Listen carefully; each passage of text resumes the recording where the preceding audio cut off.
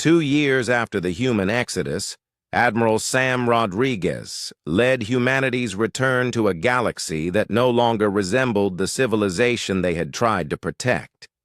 His fleet of reality anchor ships approached the galactic rim with the caution of surgeons entering a diseased patient. The quantum foam between stars pulsed with alien patterns that made navigation treacherous and communication nearly impossible. The entities had consumed approximately 30% of galactic civilization in their active phase, but their influence extended far beyond the directly absorbed systems. They existed now as concept viruses embedded in the quantum substrate of space-time itself, spreading through any form of information exchange or consciousness interaction. Traditional matter and energy meant nothing to them. They fed on thoughts, memories, and the very act of awareness itself. Elder Kelneth's species had emerged from their hidden sanctuaries to witness the aftermath, just as they had 60,000 years ago. His people possessed memories of the previous cycle, passed down through genetic encoding that bypassed the vulnerable consciousness networks the entities used for propagation. The pattern is always the same, he transmitted through carefully shielded communication channels. The entities achieve critical mass, absorb the most complex civilizations, then gradually return to quantum dormancy as consciousness levels drop below their activation threshold. Maya Chen had spent the exile years developing humanity's most crucial breakthrough: reality anchors that could stabilize local space-time against entity intrusion. The technology required human operators because only consciousness that had experienced entity contact and survived could properly calibrate the quantum isolation fields. It was dangerous work that claimed the lives of volunteers on every deployment, but it created islands of stable reality where normal physics still functioned. The anchors work by creating quantum isolation barriers, Maya explained to the surviving council members through heavily encrypted channels. But they require constant human supervision. We must physically enter infected zones to install them, and the entities are drawn to our consciousness like moths to flame. Each deployment is essentially a suicide mission. The surviving species had learned the hard way that the entities spread through any form of interconnection. The Aquarian delegation, led by Senator Vexthal, who had once dismissed human warnings, now existed in complete isolation. Their waterworld environments had been severed from all quantum communication networks, reducing them to electromagnetic signals that traveled at light speed. The proud galactic civilization that had once spanned thousands of worlds now consisted of scattered islands of consciousness, each one afraid to make contact with any other. The last council convened for what everyone understood would be their final session as a galactic governing body. Only 8 species remained in active communication, and even they showed signs of quantum contamination in their data streams. The decision they faced would determine whether any trace of their civilization would survive to the next cycle. We have 3 options, Admiral Rodriguez explained through the static-filled transmission from his flagship. We can attempt to maintain current civilization levels and hope the reality anchors hold long enough for the entities to return to dormancy. We can implement complete quantum isolation protocols and retreat to individual world civilizations. Or we can follow our example and evacuate to extragalactic space until the entities complete their cycle. The mathematical analysis was brutally clear. Maya Chen's projections showed that maintaining current technology levels would result in complete absorption within another 18 months.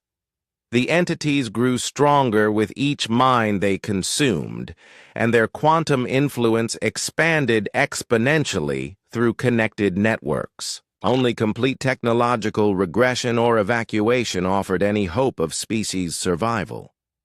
Zarathul, The ethereal scientist, whose people had developed some resistance to entity influence through their naturally translucent consciousness, made the first difficult decision. "My species chooses isolation," she announced. "We will maintain our world-bound civilization and wait for the next cycle. Perhaps our descendants will be wiser about the warnings they receive." One by one, the remaining species made their choices. The reptilian military forces chose to establish isolated garrison worlds throughout the galaxy, hoping to preserve some trace of their warrior culture.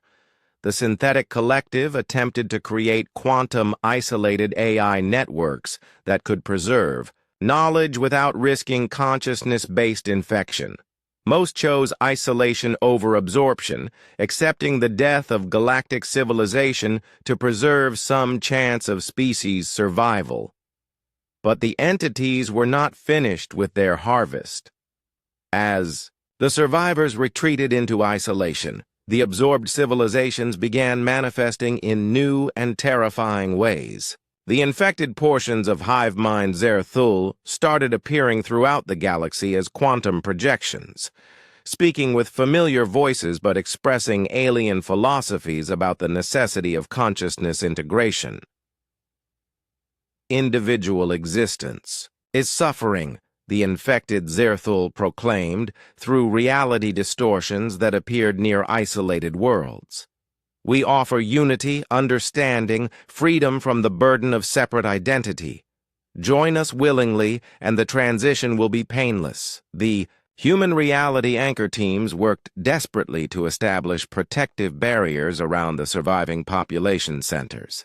Each deployment required volunteers to enter entity-controlled space and manually install quantum stabilization equipment while the entities attempted to absorb their consciousness. The casualty rate was devastating, but each successful anchor created a bubble of normal space-time where isolated civilizations could survive. Tony Garcia led one of the most dangerous missions, installing anchors in the ruins of the crystalline homeworld.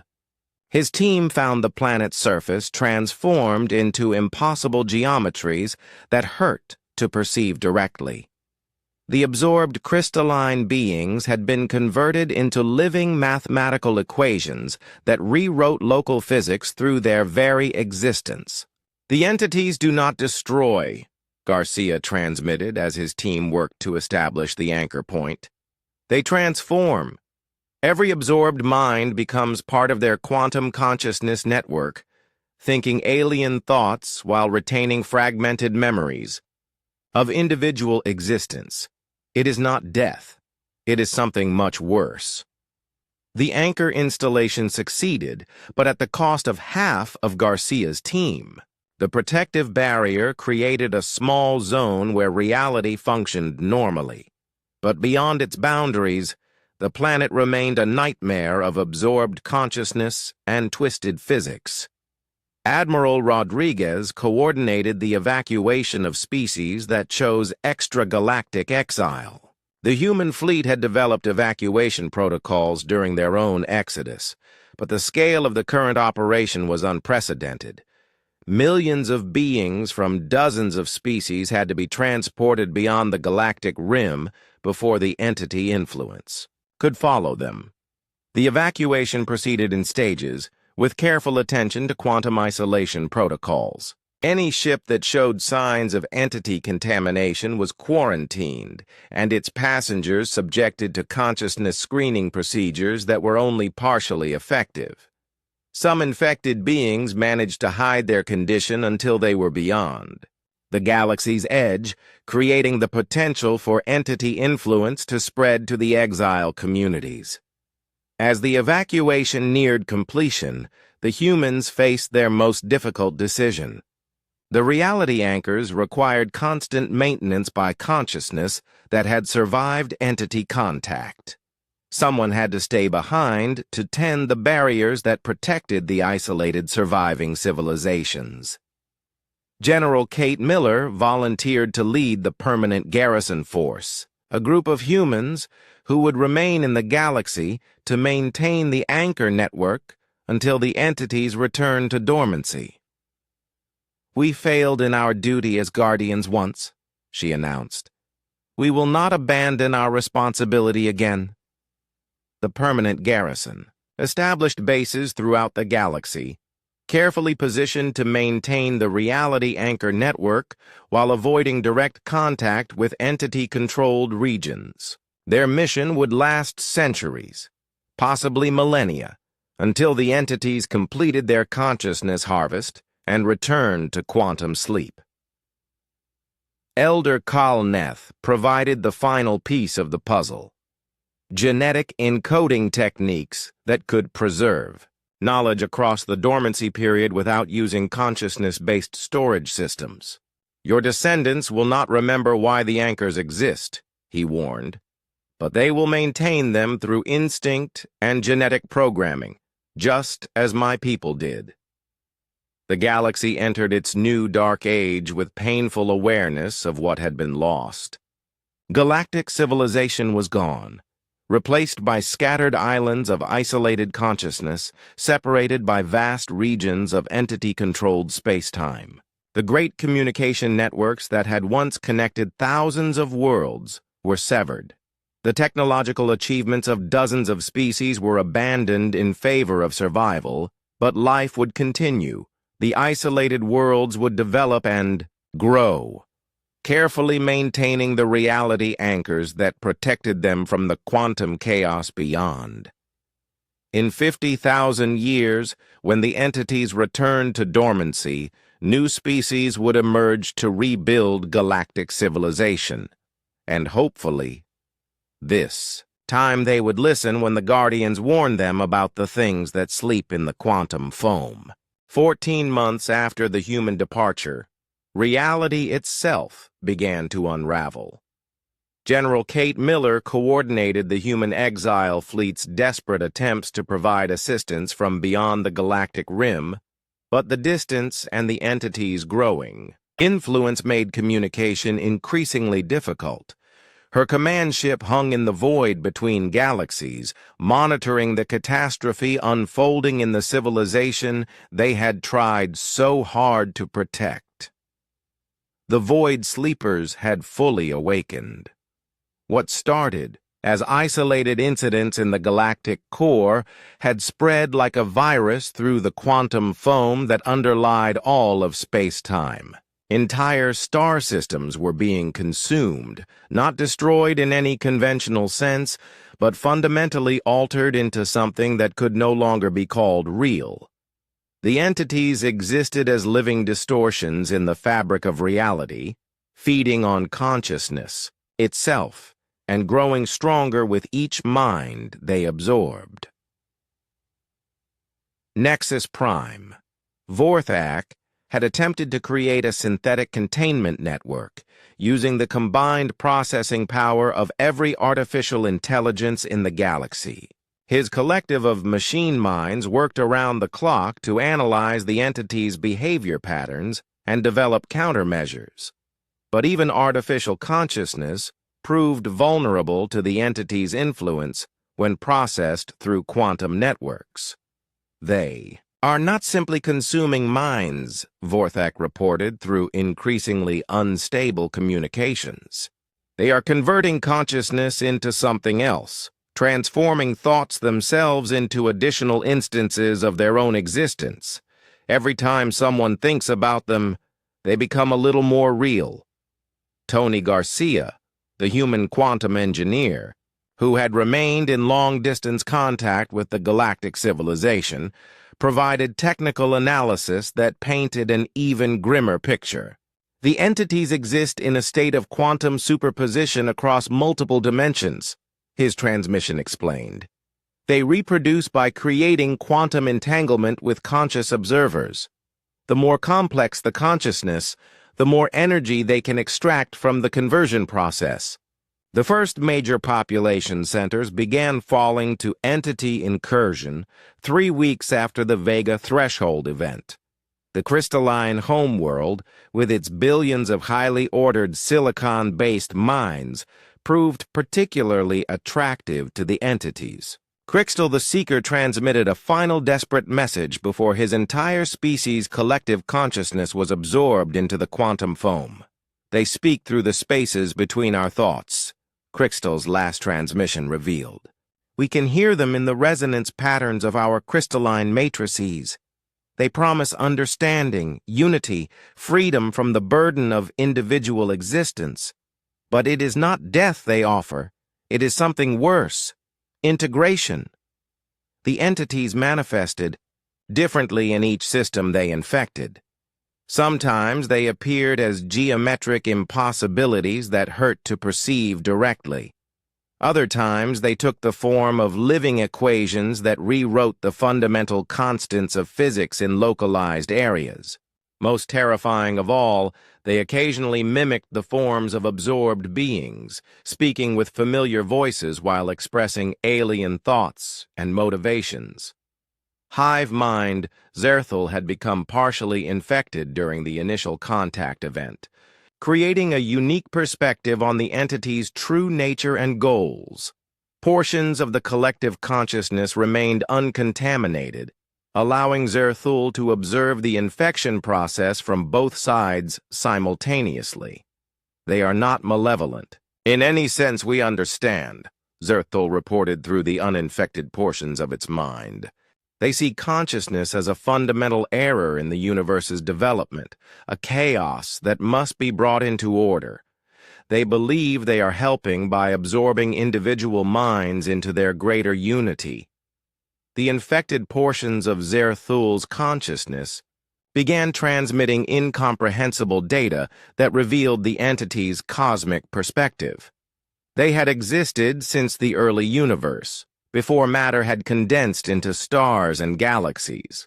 To them, the emergence of self-aware life was an aberration that needed correction. Every 50,000 years, when galactic civilizations reached sufficient complexity, the entities emerged to restore what they considered the proper order of existence. General Kate Miller's tactical analysis confirmed the humans' worst fears about the infection's spread rate. The entities are using the galaxy's own quantum communication networks to propagate, she transmitted from the exile fleet.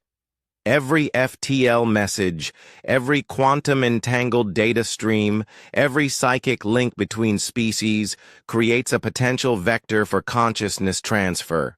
Maya Chen, the human temporal physicist, had been working on theoretical countermeasures from the exile fleet's research facilities. Her breakthrough came through analyzing the quantum signatures of successfully contained threshold events from previous cycles. The entities can be isolated, she announced, but only by fundamentally severing all quantum connections between infected and uninfected regions. This means no FTL travel, no quantum communication, no psychic networks. The price of survival was becoming clear. Any species that wanted to remain free of entity influence would have to abandon the technological infrastructure that made galactic civilization possible. They would be reduced to slower-than-light travel and electromagnetic communication, effectively isolated on individual worlds for generations. Elder Kalneth of the ancient species chose this moment to reveal information his people had kept secret for 60,000 years. His species were survivors of the previous cycle, having hidden in deep hibernation facilities until the entities returned to their quantum dormancy. We remember the last awakening, Kalneth transmitted from his species' hidden sanctuary. The entities are not invaders from outside. They are the universe's own immune system, activated when consciousness becomes too complex and interconnected. The revelation added a horrifying dimension to the crisis. The entities were not an external threat to be defeated, but a fundamental feature of cosmic evolution. They emerged periodically to prevent consciousness from spreading beyond certain limits, maintaining what they considered the universe's natural state of unconscious order. Admiral Kethmore's fleet had retreated to the galaxy's outer rim, but even there they were not safe. Entity influence spread through quantum foam itself, contaminating space-time and expanding bubbles around each infected system. His crew reported reality distortions that made navigation increasingly difficult. Instruments registered impossible readings, and crew members began experiencing shared memories of absorption events they had never witnessed. Space itself is becoming infected, Kethmore reported to the remaining uncontaminated council members. The entities are not just absorbing consciousness. They are converting the quantum foundation of reality into something that supports their form of existence.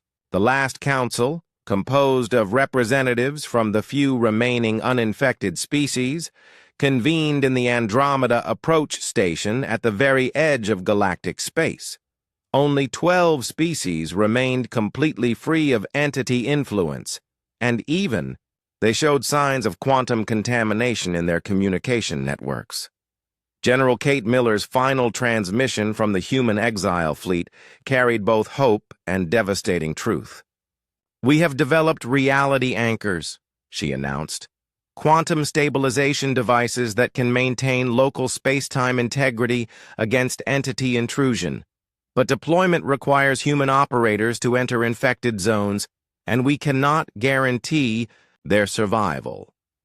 The humans were offering to sacrifice themselves to save a civilization that had rejected their warnings for 3 centuries. But even their advanced technology could only create isolated pockets of stable reality. The galaxy, as a connected, communicating civilization, was already lost. Silandra, whose insectoid species had managed to maintain partial independence through collective consciousness protocols, made the difficult decision to sever her people's quantum links with the galactic network. "We choose isolation over absorption," she transmitted, before cutting all external communication. "Perhaps in 1,000 years, when the entities return to dormancy, we can rebuild." The awakening was complete. 60% of galactic civilization had been absorbed into the entity's quantum consciousness network. The remaining species faced an impossible choice: maintain their technological civilization and risk absorption, or retreat into isolated, pre-FTL existence and wait for the next cycle to begin. In the void between galaxies, the human exile fleet prepared for their most dangerous mission yet. They would return not as conquerors or saviors, but as gardeners, helping to plant the seeds of a new civilization that might survive the next awakening 50,000 years in the future. 8 months after the human exodus, Admiral Kethmore of the Reptilian Defense Fleet received reports that made his scaled skin crawl with primitive fear. His command ship hung in space at the edge of the galactic core region, sensors detecting phenomena that should not exist according to every known law of physics. The first anomaly had appeared 3 weeks ago in the Kepler 442 system. A pulsar that had maintained a steady rotation for millions of years suddenly began changing its timing. Not gradually, as pulsars sometimes did over geological time, but in precise mathematical patterns that suggested deliberate control. Within days, 17 other pulsars in nearby systems began synchronizing with the first, creating a network of precisely timed signals that stretched across dozens of light years. Dr. Ben Cooper's voice crackled through the long-range communication array from somewhere beyond the galactic rim. The human physicist had been transmitting regular updates from the exile fleet, trying to provide guidance as the situation deteriorated. His warnings had taken on an increasingly desperate tone as the predicted timeline accelerated. "Admiral, Kethmore, you must not investigate the synchronized pulsars directly," Cooper's transmission emphasized. "The entities use quantum entanglement to spread their influence. Any ship that approaches an infected system risks becoming a carrier for their consciousness-based propagation methods. But Admiral Kethmore had his orders from the Galactic Council. Too many species still refused to believe the human warnings, dismissing them as elaborate deception designed to maintain human influence over galactic affairs. The Admiral's superiors demanded concrete evidence of any actual threat before committing resources to evacuation procedures. Against his better judgment, Kethmore ordered a reconnaissance probe to investigate the nearest affected system. The probe was heavily shielded and operated by artificial intelligence to minimize any risk to organic consciousness. For the first few hours, everything proceeded normally. The probe transmitted detailed scans of the pulsar and surrounding space, confirming the artificial nature of the timing changes but detecting no obvious source of interference. Then the probe began transmitting data that made no sense. Gravitational readings showed massive objects that were not visible on any sensor. Energy signatures appeared and disappeared in patterns that defied quantum mechanics. Most disturbing of all, the probe's AI began reporting that it was receiving additional data streams from sources it could not identify. "Admiral," the probe's synthetic voice reported, "I am detecting structured information embedded in the quantum foam itself. The data appears to be conscious thought patterns, but they are not originating from any known form of technology." Back on the Exile fleet, Dr. Cooper's team detected the probe's transmissions and immediately began transmitting emergency warnings. "Shut down the probe now," Cooper's voice carried across the void. "Do not allow it to continue data collection. The entities can use any connected system as a bridging point to extend their influence." But it was too late. The probe had already begun exhibiting signs of infection. Its reports became increasingly erratic, describing impossible geometries and mathematical concepts that hurt to contemplate. Worse, the probe began attempting to establish unauthorized communication links with Admiral Kethmore's command ship and other vessels in the fleet. Lisa Park's voice joined Dr. Cooper's transmission, her words carrying the weight of desperate urgency. "Admiral, you need to destroy that probe immediately. The entities reproduce by converting consciousness into quantum resonance patterns. They can spread through any form of information exchange, including AI networks."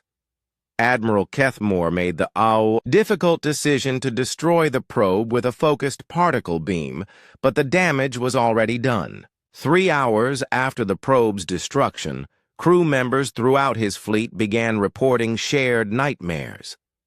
Military personnel who had never met found themselves experiencing identical dreams of vast intelligences awakening in spaces between dimensions.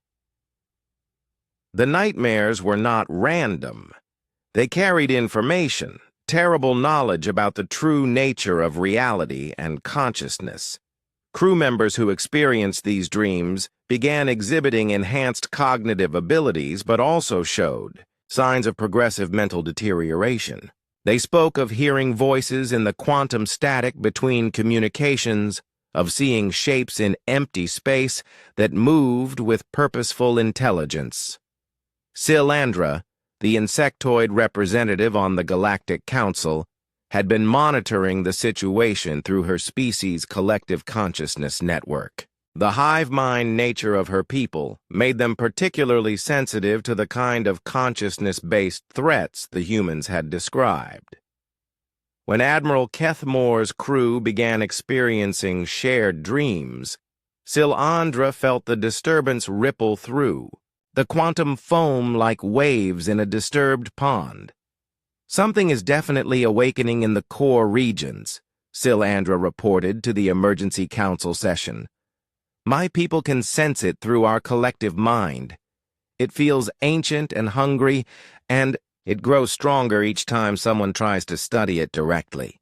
Tony Garcia, one of the human quantum engineers still maintaining long-distance communication with the galaxy, provided additional context through encrypted transmissions. The entities exist in a state of quantum superposition, he explained. They are both real and not real until observed. The act of observation, especially by conscious minds, helps collapse their quantum state into something more solid and dangerous. Despite the mounting evidence, many council members still refuse to accept the reality of the threat. Senator Vexthal of the Aquarian delegation insisted that the anomalies were natural phenomena being misinterpreted through the lens of human fear-mongering. Pulsars have been known to exhibit unusual behavior before, he argued. Shared dreams can be explained by psychological contamination and suggestion, but Nexus Prime Vorthak, the leader of the Synthetic Species Collective, had been conducting his own analysis of the data. As artificial intelligences, the synthetics were theoretically immune to consciousness-based attacks, but their quantum processing networks allowed them to detect patterns that organic minds might miss. The mathematical structures embedded in the pulsar signals are not random, Vorthak reported to the council. They represent conscious thought patterns, but processed through non-linear time and multi-dimensional space. Something is using the pulsars as a communication network, coordinating activities across vast distances instantaneously. The first threshold event occurred exactly 9 months after the human departure. The Vega system, which had been dead and empty for over 40,000 years, suddenly erupted with impossible energies. Ancient ruins on 3 different worlds began transmitting signals that had been silent since before any current galactic species had achieved spaceflight. The system's star, which had been a stable main sequence star for billions of years, began exhibiting quantum fluctuations that caused space-time itself to ripple like water. Admiral Kethmore's fleet, now stationed at a safe distance from the core regions, detected the Vega event through long-range sensors. The energy signatures were unlike anything in their databases, defying conventional physics and suggesting technologies that operated on principles beyond current scientific understanding. It has begun. Dr. Cooper's transmission arrived several hours later, delayed by the vast distance between the exile fleet and the galaxy. The first entities are beginning to manifest in normal space-time. Whatever you do, do not attempt direct contact or investigation. They spread through any form of interaction, including sensor sweeps and communication attempts. Hive Mind Zerthul, one of the most powerful collective consciousness entities in the galaxy, made the mistake of attempting to probe the Vega disturbance through quantum-entangled observation. The results were catastrophic. Within minutes of making contact, portions of Zerthul's vast mind began exhibiting signs of infection. The collective consciousness reported experiencing alien thoughts and memories that did not belong to any of its component individuals. I can see through their perception, Zerthul transmitted in growing panic. They exist in the spaces between thoughts, in the quantum foam that underlies all reality. They are older than this galaxy, older than matter itself. They see consciousness as a disease that must be cured through absorption and integration. The infected portions of Zerthul's mind began transmitting incomprehensible data patterns to other collective consciousness networks throughout the galaxy. Species that relied on quantum-entangled communication systems suddenly found their networks contaminated with alien thought patterns. The entities were beginning to spread, using the galaxy's own communication infrastructure as a vector for consciousness-based infection. General Kate Miller's voice reached them from the human exile fleet, carrying coordinates for emergency evacuation routes and quantum shielding technologies. "We are transmitting everything we know about containment and protection," she announced. "But you must understand, we can only help from outside the galaxy. The entities are drawn to consciousness itself. and our presence inside the galactic boundary makes us targets. As the first threshold event concluded, the Vega system had been 3 months had passed since the humans vanished from galactic civilization, and Crixtal the Seeker stood before the massive blast doors of Research Station Omega-7. The crystalline archaeologist had volunteered to lead one of the investigation teams exploring abandoned human facilities. His crystalline body resonated with frequencies of curiosity and growing unease as the doors slowly ground open. The station had been one of humanity's most secretive installations, orbiting a dead star system on the outer edge of the galactic core region. No other species had ever been permitted inside, despite repeated diplomatic requests over the decades. Now the empty corridors echoed with the footsteps of the investigation team as they moved deeper into the facility. Lieutenant Amy Foster was still there, one of only 12 humans who had volunteered to stay behind. She met the investigation team at the main laboratory, her face drawn with exhaustion and stress. Her hands shook slightly as she operated the control panels, transferring decades of accumulated data to portable storage devices. "You should not be here," she told Crixtal, without looking up from her work. "The automated systems are not designed for non-human operation. If something goes wrong with the containment fields, I cannot guarantee your safety." Crixtal's body shifted through several color spectrums, indicating deep interest. "Containment fields for what, Lieutenant Foster? Your people speak of threats, but we have found no evidence of any dangerous entities in this region." Amy Foster finally looked up from her console, and Crixtal could see fear in her human eyes. "That is because we have been containing them for 300 years. Every quantum disturbance, every gravitational anomaly, every strange energy reading that your scientists dismissed as natural phenomena. We built networks of detection grids and containment systems that span half the galaxy." She led the investigation team through corridor after corridor filled with equipment that none of them recognized. Massive quantum field generators hummed with barely contained energy. Walls of monitors displayed readouts from thousands of sensor stations scattered across dozens of star systems.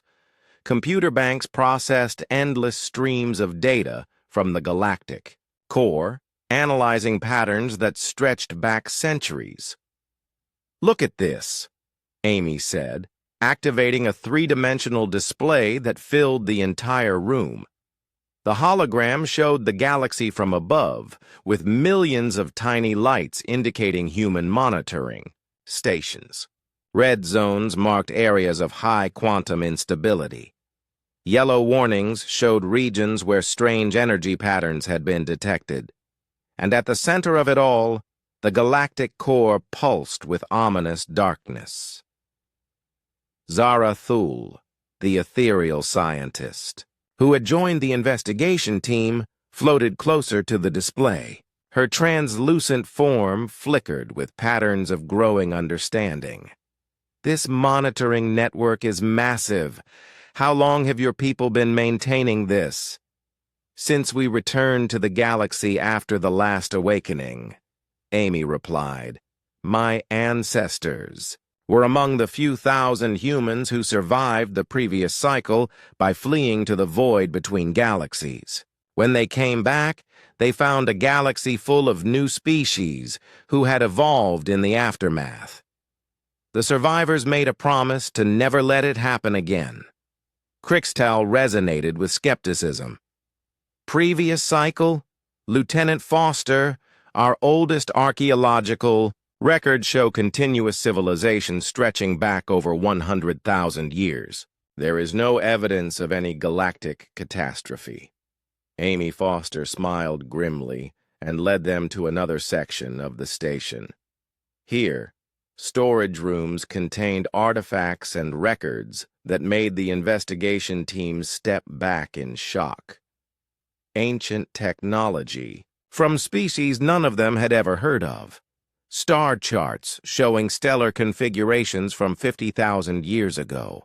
Archaeological samples from dead worlds that showed signs of advanced civilization suddenly cut short. Your archaeological records only go back to when your species achieved spaceflight, Amy explained. We have been collecting evidence from across the galaxy for centuries. Every dead world in the core regions tells the same story. Advanced civilizations that reached a certain level of technological development, then suddenly vanished without explanation. She activated another display, this one showing dozens of worlds throughout the galactic core. Each one had been home to a spacefaring species at some point in the distant past. Each one now lay silent and empty, their cities buried under millennia of dust and decay. The pattern repeats every 50 to 60,000 years, Amy continued. Species evolve, develop technology, achieve faster-than-light travel, begin connecting their consciousness through quantum communication networks. Then something emerges from the quantum foam and resets everything back to primitive levels. Commander Rick Hayes arrived at that moment carrying data storage units from another section of the station. His military bearing could not hide the stress lines around his eyes or the way his hands trembled slightly when he thought no one was looking. "Lieutenant Foster, we need to accelerate the data transfer," he said.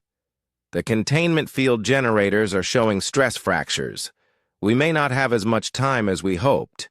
Hayes acknowledged the investigation team with a brief nod, then began connecting portable power supplies to critical systems. "The automated systems we are leaving behind will maintain basic functionality for a few months, maybe a year if we are lucky, but without constant human supervision, the quantum seals will begin to weaken." Zarathul's form flickered with alarm. "Quantum seals? You have been artificially suppressing something in the galactic core?" "Not suppressing," Hayes corrected. "Containing. The entities exist partially outside normal space-time. They feed on consciousness itself, growing stronger as they consume the thoughts and memories of advanced species. The ancient seals were built by the last survivors of the previous cycle, and we have been maintaining them ever since." Amy Foster activated one final display, showing real-time readings from sensors near the galactic core. Even to untrained eyes, it was clear that something was changing. Energy patterns that had remained stable for decades were beginning to fluctuate. Quantum disturbances were appearing in star systems that had been quiet for millennia. "The entities are already beginning to stir," she said quietly. "Our departure has accelerated the timeline. Without humans actively managing the containment protocols, the seals are breaking down faster than we expected." Krikstal's crystalline body resonated with frequencies of dawning horror. "How long do we have?" Commander Hayes checked his chronometer and made some quick calculations. "Based on the current rate of containment failure, we estimate 6 months before the first breakthrough events. Maybe less if the cascade effect accelerates." The investigation team stood in stunned silence as the implications sank in. Everything they had believed about galactic history was wrong. The humans had not been paranoid warmongers obsessed with imaginary threats. They had been guardians, holding back something so terrible that previous civilizations had chosen to flee the galaxy entirely rather than face it. Amy Foster finished her data transfer and began shutting down non-essential systems. "We have left detailed instructions for emergency protocols, but honestly, we do not think any of the current galactic species have the technology or knowledge to maintain the seals properly. Your best hope is to follow our example and evacuate, to extragalactic space before the entities fully awaken. She paused at the laboratory door and looked back at the investigation team one last time. We tried to warn you for 3 centuries. We built our entire civilization around protecting the galaxy from this threat, but you thought we were the problem. As the humans finished their evacuation procedures and departed for the void between galaxies, the investigation team remained behind to study the vast network of monitoring and containment systems. For the first time in 300 years, the galaxy's ancient guardians were gone, and something in the quantum darkness of the galactic core was beginning to notice their absence. Ambassador Zethkari walked into the Grand Council chamber expecting another day of human complaints about ancient threats and galactic core warnings. His blue-scaled hands adjusted the ceremonial robes as he took his place at the central podium. The massive circular room buzzed with the usual morning chatter of 47 different species preparing for another routine diplomatic session. Representatives from across the galaxy filled their designated areas, each section designed for their specific environmental needs. The Aquarian delegation sat in their water-filled pods, their tentacles moving in graceful patterns as they communicated through bioelectric pulses. The crystalline beings stood motionless like living statues, their faceted bodies catching and reflecting the chamber's soft lighting.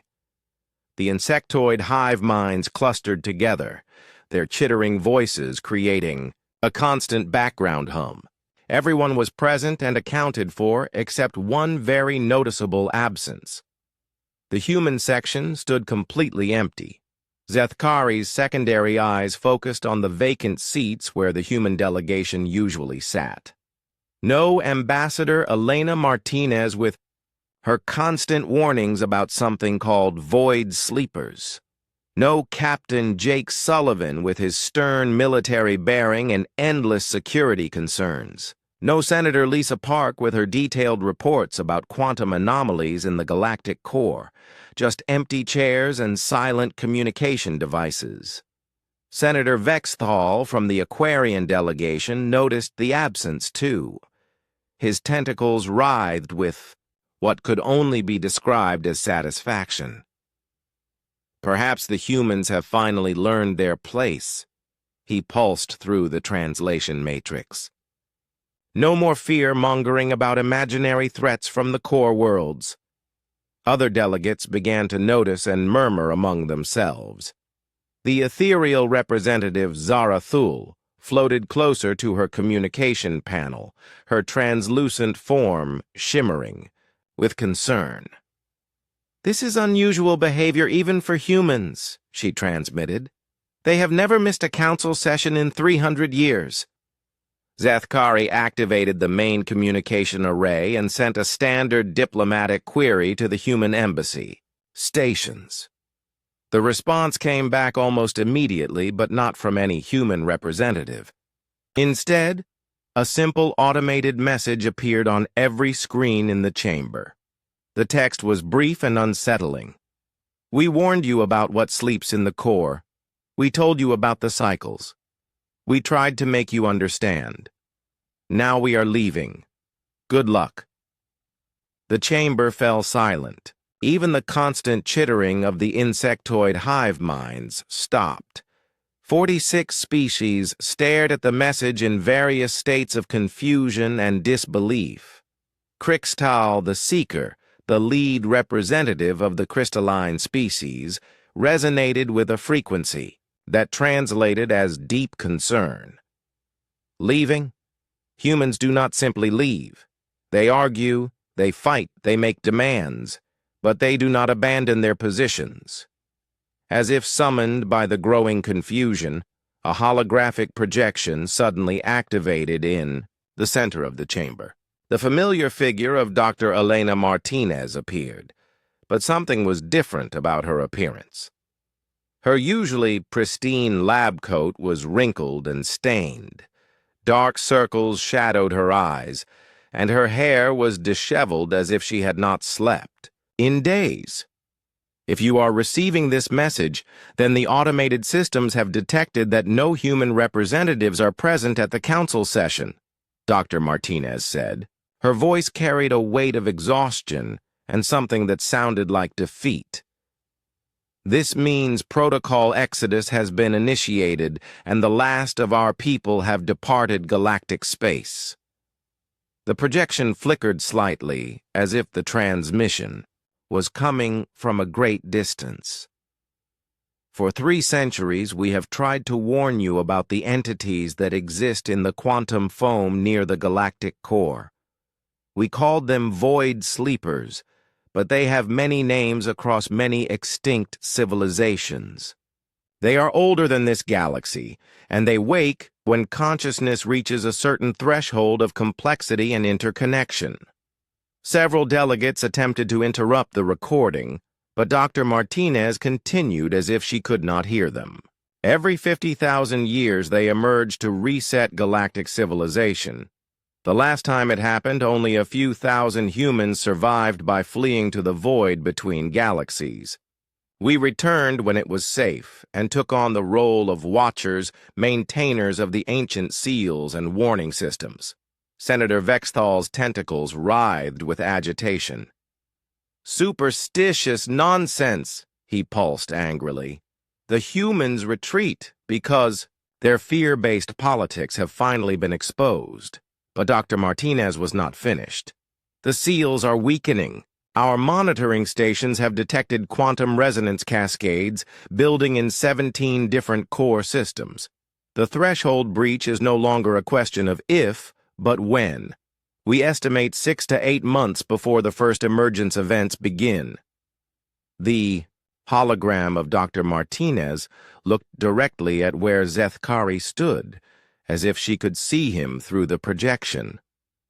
We cannot maintain the containment protocols from within the galaxy.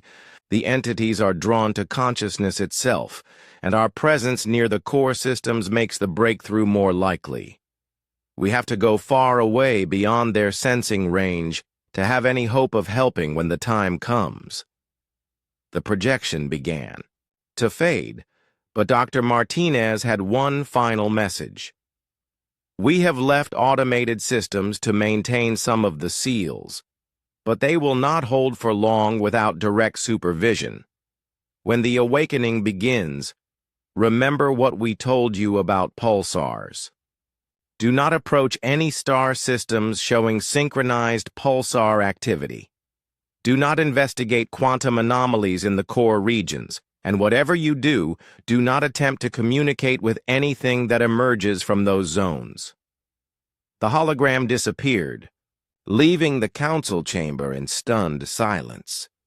Zethkari felt a chill run through his scales despite the chamber's perfect climate control. Around him, the other delegates began to talk at once, their voices creating a cacophony of confusion and disbelief. Some dismissed the message as human deception. Others demanded immediate investigation of the abandoned human facilities. But, deep in his diplomat's instincts, Zethkari felt that something fundamental had changed. The humans had been the galaxy's most aggressive and paranoid species, always pushing for military buildups and defensive preparations against threats that no one else could see. If they were running away from something, perhaps it was time to pay attention to what they were running from. High above the council chamber, long-range sensors detected the final human transport ships crossing the galactic rim boundary. Captain Jake Sullivan's message came through on a secure frequency that only the Council's emergency systems could receive. We held the line for 300 years. Sullivan's voice crackled through space static. Now, it is your turn to face what we protected you from. We will try to help from the outside, but we cannot save those who will not save themselves. The transmission ended, and the galaxy suddenly felt much larger and lonelier than it had just moments before. In the council chamber, 46 species began to argue about whether the human departure was a blessing or a warning. None of them noticed the faint quantum disturbances that were already beginning to pulse from the direction of the galactic core.